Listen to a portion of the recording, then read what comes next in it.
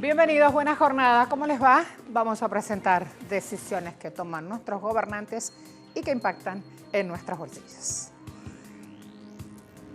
Titulares a esta hora: a pesar del rechazo en las calles, de las alarmas levantadas por distintos expertos económicos, en Ecuador le han dado luz verde a esta reforma tributaria. Está en marcha, conocemos algunos detalles, hay anuncios gubernamentales, presupuesto 2020 de Arabia Saudita. Lo vamos a abordar también en nuestro programa. Asunción presidencial en Argentina, los temas económicos, la herencia de Macri y los primeros esbozos en una agenda económica de Alberto Fernández, hoy en nuestro enfoque económico.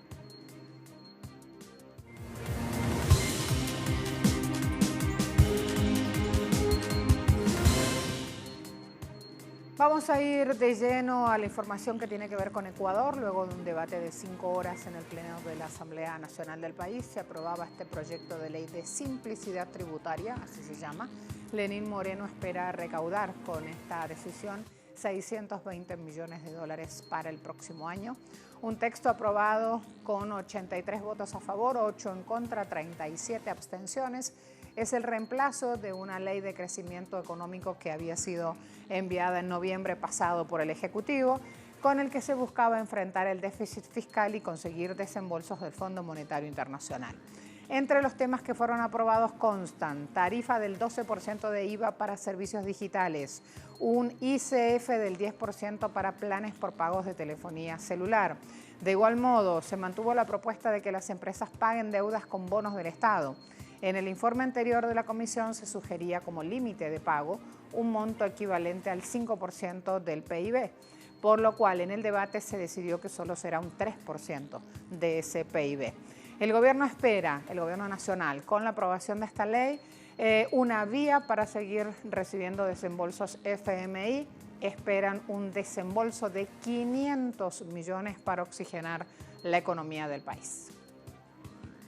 Creo que valdría la pena que el país reconozca que entonces hoy tenemos una ley menos lesiva de la que se nos presentó. Eso no significa, en modo alguno, que la ley que se nos presentó haya sido buena. De hecho, tenía un conjunto de inconsistencias. Y quiero reconocer que en el trabajo de la comisión, el rol de algunos asambleístas fue determinante para corregir esas inconsistencias. Hablo evidentemente por lo que más conozco y es el rol de los legisladores de la bancada de la Revolución Ciudadana, que pusieron su empeño y su trabajo para corregir algunas de esas inconsistencias. ¿Qué sentido tenía, por ejemplo, que el gobierno haga un discurso diciendo que necesita plata y al mismo tiempo ponga una normativa para que por vía de compensación las empresas beneficiarias de telecomunicaciones le pagaran hasta el 80% en proyectos? No tiene ningún sentido. ¿Qué querían entonces? ¿Quejarse de que no tienen plata y sembrar el país de infocentros hechos por la inversión privada? No, señores. Aprendan a sostener algo de soberanía económica. Lo que necesitan esas empresas beneficiarias de títulos habilitantes, por ejemplo, es pagarle todo al Estado. Y que el Estado, vía inversión pública, tenga que invertir donde tenga que invertir el Estado y no donde le digan las empresas que tienen que invertir.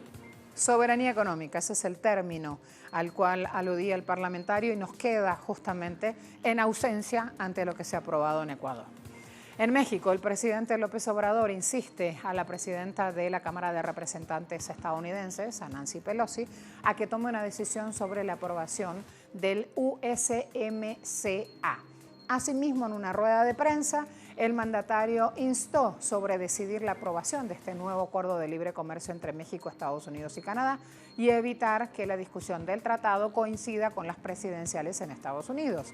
¿Por qué? Porque México es el único país que ha ratificado este tratado, el TEMEC, hace un año. Con este TEMEC han reemplazado o quieren reemplazar al Telecán. Este Telecán está vigente desde el año 94, ya dice en el país. México cumplió cabalmente con todos los compromisos adquiridos en las negociaciones, pero lo que no cierra es que no lo ha aprobado Estados Unidos y no lo ha hecho Canadá, porque Canadá está esperando que justamente rubrique Estados Unidos. Y como es una pata política de A3, el único que ha cumplido en realidad y ahora busca que los otros aceleren la marcha cumpliendo es México. Escuché que les está yendo muy bien en el Tratado de Libre Comercio de América del Norte. Escuché cosas muy buenas. Escuché que los sindicatos y otros se ven muy bien y espero que lo pongan a votación. Y si lo hacen a un voto, va a pasar. Muchos demócratas quieren aprobarlo también y esperamos eso. Pero escuché que lo están haciendo muy bien. Está reemplazando probablemente el peor acuerdo comercial jamás hecho, que fue el TLCAN. Y este es uno de los mejores acuerdos comerciales que jamás se hayan hecho para nuestro país. En Chile los estudiantes se convirtieron en protagonistas, no solo una vez que salieron a la calle en este estallido con el cual salen a reclamar por sus derechos, sino porque también hasta ahora en el mensaje de hace más de 10 horas de Sebastián Piñera ya le están respondiendo que con ese mensaje y con esa agenda antiabusos no basta. El sistema económico neoliberal de Chile es el origen de las grandes desigualdades que sufre el país. También en el sector de la educación, las diferencias entre público y privado son grandes e impiden a los estudiantes que menos tienen llegar al acceso a los estudios superiores. Y ya saben, si no hay conocimiento, no hay pensamiento libre, no hay ejecución de tareas para el bienestar de todos.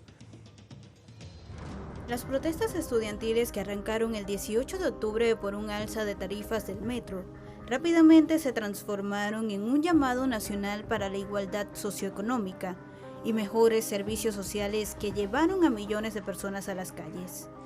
Han pasado casi 2 meses cuando Catalina Santana saltó un torniquete en el metro de Santiago y ayudó a avivar un movimiento que cambió el curso de la historia chilena.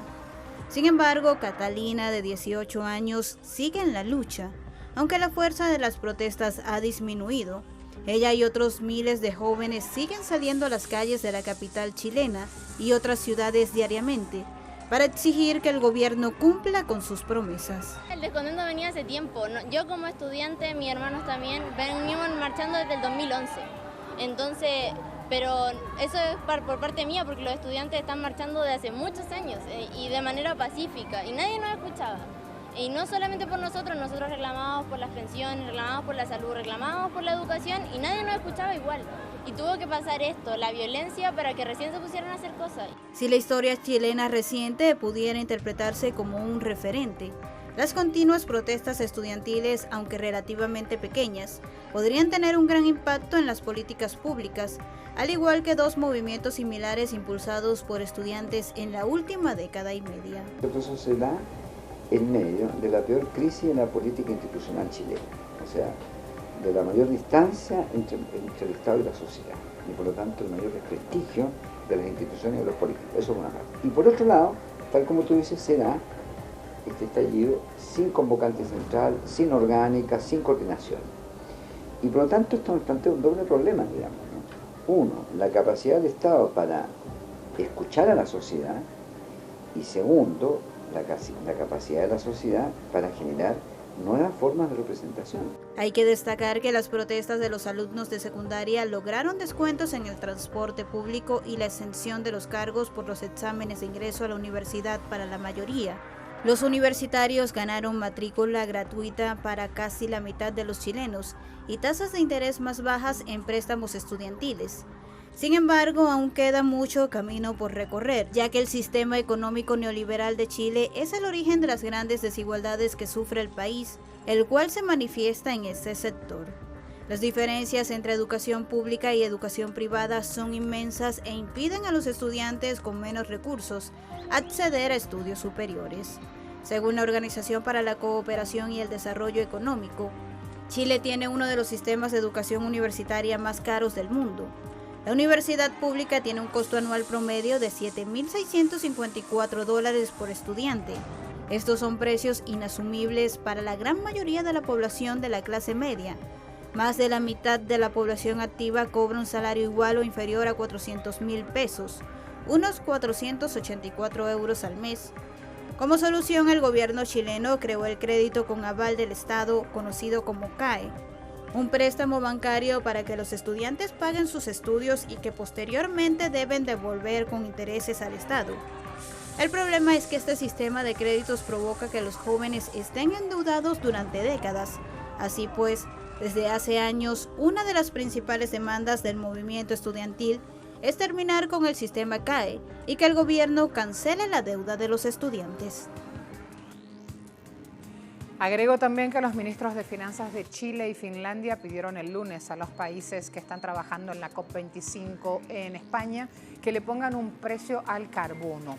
El ministro de Finanzas, allí lo tienen en imágenes, aludía justamente a esta decisión. La idea es empezar a combatir de manera efectiva el cambio climático. Dijo que era necesario unir puntos, alineaciones económicas que ya se trazaron en el Acuerdo de París, movilizando finanzas e inversiones públicas y privadas para apoyar esta lucha contra los efectos negativos que genera el cambio climático. El ministro de Finanzas chileno, Ignacio Briones, dijo que en la próxima década movilizar capital contra el cambio climático será uno de los roles más importantes. La transición financiera va con la transición climática, dijo. Hay que destacar que tanto Chile como Finlandia son miembros de la Coalición de Ministros de Finanzas para la Acción Climática, cuyo objetivo es poner en práctica lo que se firmó en el Acuerdo de París. Una coalición que ha respaldado 6 principios de Helsinki que están diseñados para ayudar a los ministros de Finanzas a compartir mejores prácticas en políticas macro, fiscales y de finanzas públicas que alienten un crecimiento bajo en carbono y que sea resistente al clima.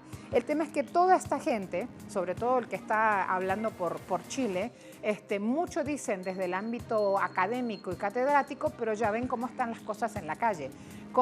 Dijimos en ese informe, ciudadanos que pagan más de $7.600 por alumno en una universidad cuando ganan $400 promedio. Así las cosas, quedan endeudados de por vida intentando sacar una carrera universitaria. Del dicho al hecho hay un trecho, así decía la abuela, y con eso dejo de hablar ya de estos resultados esgrimidos en España. Para venirme a este lado del continente americano, ayer abordamos en pantalla de Telesur este inicio de la cumbre China, Latinoamérica y el Caribe. Están reunidos en Panamá con la idea de aumentar esta relación de inversión empresarial en nuestra región. Quieren, incluso hablan de tener una agenda más incluyente. 2.000 empresarios y funcionarios de China, Latinoamérica y el Caribe están reunidos por primera vez en Panamá, haciendo parte de este evento. En las declaraciones previas a la prensa, el presidente del comité organizador del evento hablaba del papel que desempeña el mecanismo en los últimos 13 años. China llega y con su billetera no impone normas a los gobiernos para bajar inversión, sino que tiene esta fórmula en la mano win-win, donde todos ganan. Hablamos de una región que necesita de estas inversiones del gigante asiático, con la cual mantiene relaciones oficiales ya de larga data. Hay 13 años de trabajo en este encuentro. Ramón Martínez es el ministro de Comercio e Industrias panameño y hablaba de que China es un mercado atractivo tanto para las inversiones multilaterales como para las pymes. También decía, el año pasado el volumen cruzado de negocios China-Latinoamérica alcanzó un récord, $307.400 millones. Aumentó 19% respecto al año 2017. Al citar otros datos, también hay que destacar que en esta cumbre se puede avanzar en nuevos acuerdos y que Panamá está plantado muy de cerca, vendiendo al mundo justamente por el canal que tiene, un movimiento, una agenda económica que quiere aumentar. Estamos hablando de $190 millones en IEDS, así se llama la abreviatura con la que van a ver datos económicos ligados a este encuentro. Luego de la foto oficial, entonces, queda a conocer también la rúbrica del documento final, qué es lo que acuerdan, qué es lo que deciden. A la vuelta, presupuesto 2020 de Arabia Saudita, ya les cuento más.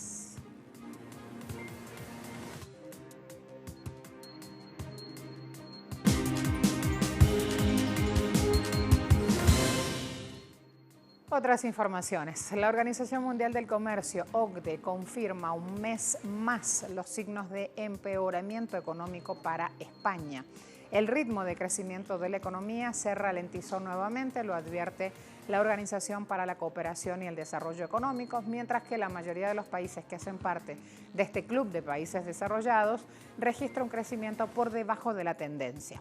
El mayor descenso mensual desde que empezó a deteriorarse hace ya más de un año este indicador, que anticipa inflexiones en el ciclo económico con entre 6 y 9 meses de antelación. Además, en octubre la baja en España supone el tercer mayor retroceso de países OCDE, solo superado por Estonia y Eslovenia. Así pues, de esta forma el ente corrobora la expectativa de empeoramiento del ritmo de crecimiento de la economía española, mientras que empieza a haber signos de estabilización en la evolución negativa que llevaba constatando desde hace meses en países como Estados Unidos, Alemania o Reino Unido.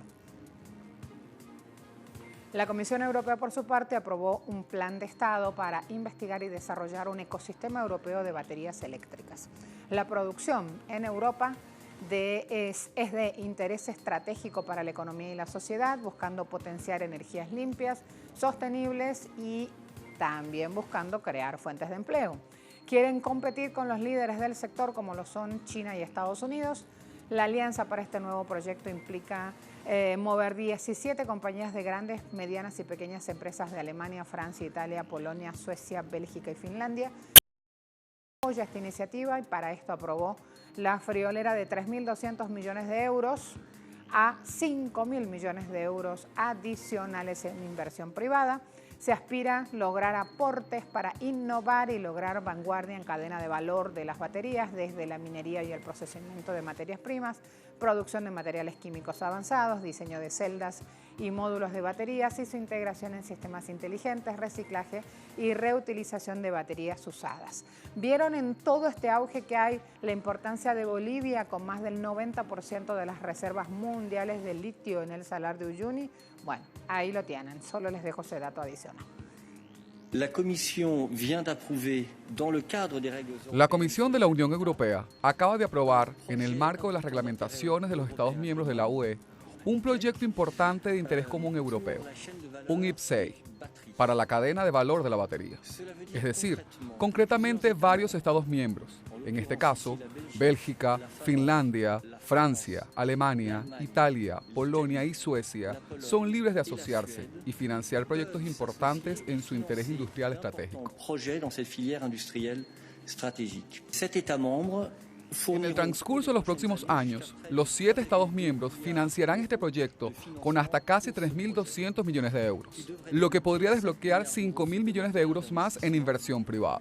Así que esta es una buena noticia que demuestra a la Unión Europea la dedicación de la Comisión en apoyar a las industrias del futuro para estimular el crecimiento y crear empleos en Europa. El ministro de Finanzas saudita, Mohammed Al-Haddan, informó que para el próximo año tendrán un presupuesto de 272.000 millones de dólares. La idea es con esto aliviar el costo de vida de los ciudadanos, algo que viene de capa caída. Arabia Saudita anunció que los ingresos se pronostican en 833 millones de riales, ampliando el déficit presupuestario a 187.000 millones de dólares, que equivalen al 6,4% del PIB, una cifra que claramente muestra un alza en contraste con este año, cuando el déficit proyectó 131 millones de riales y un 4,7% del PIB. El ministro aprovechó para informar que las ganancias de la oferta de la petrolera Aramco servirán para ayudar a crear canales de ingresos para el gobierno y dar un plus a miles de ciudadanos. Se pronostica las asignaciones de los artículos generales, incluidos gastos de pensiones, seguro social y subsidios, aumente a 141.000 millones de riales el próximo año, desde los 121.000 millones proyectadas para este 2019. A la vuelta de la pausa hablamos de Argentina con enfoque económico. Asunción de Alberto Fernández.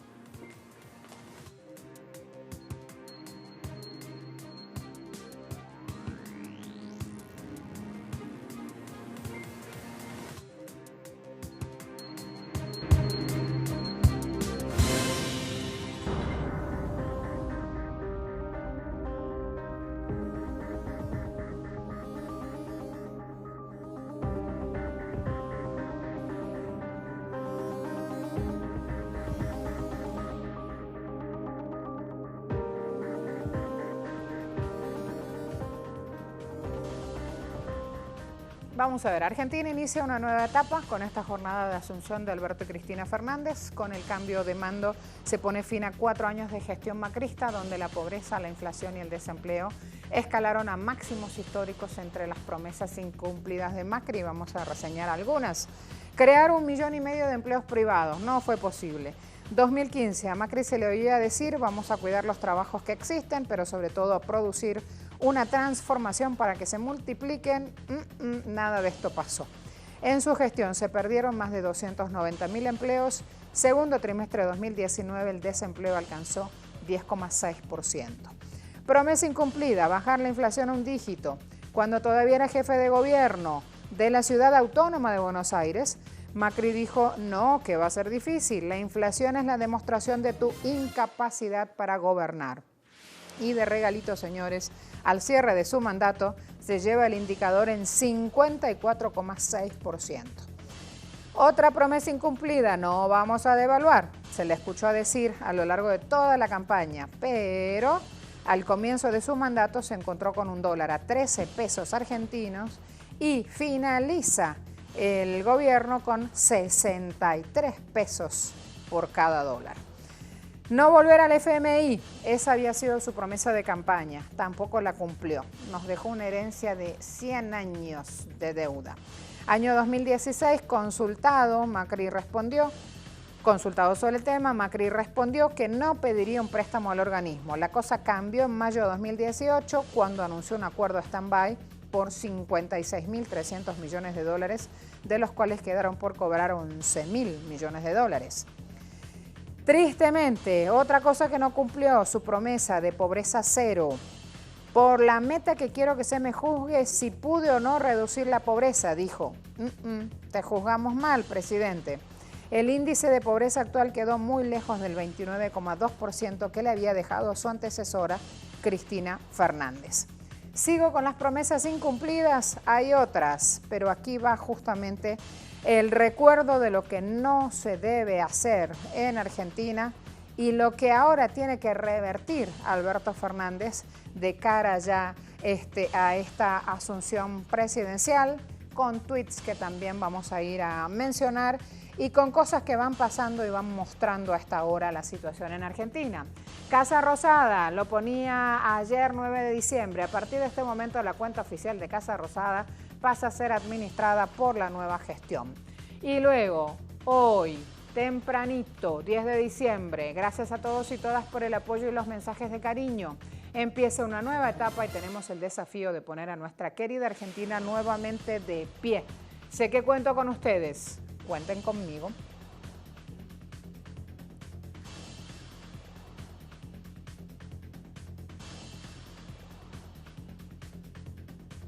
Vamos a ver ahora, perfil de Martín Guzmán, ministro de Economía del país, con la dura tarea que ya emprendió, porque ya viene negociando con el FMI. ¿Cómo se sale del atolladero, señores? Martín Guzmán fue designado como ministro de Economía de Argentina por el presidente Alberto Fernández. El nacido en La Plata en 1982 tiene en la actualidad 37 años de edad. Licenciado en Economía y especialista en Macroeconomía y Crisis de Deuda Soberana. Es uno de los discípulos del premio Nobel Joseph Stiglitz. Su reto de aquí en más consiste en rediseñar una estrategia para salvar la economía argentina de su hundimiento. Pero para ello deberá sortear importantes obstáculos, como la megadeuda contraída por Macri con el FMI. Ante este desafío, medios argentinos señalan que la estrategia de Guzmán pasa por abogar por una negociación rápida de la deuda con los acreedores externos, pero con postergación de los pagos para reactivar antes la actividad económica. Interrogado por los periodistas de por qué los negociadores aceptarían esas condiciones, respondió que lo harían porque saben que si Argentina no se recupera, no va a poder pagar la deuda más adelante.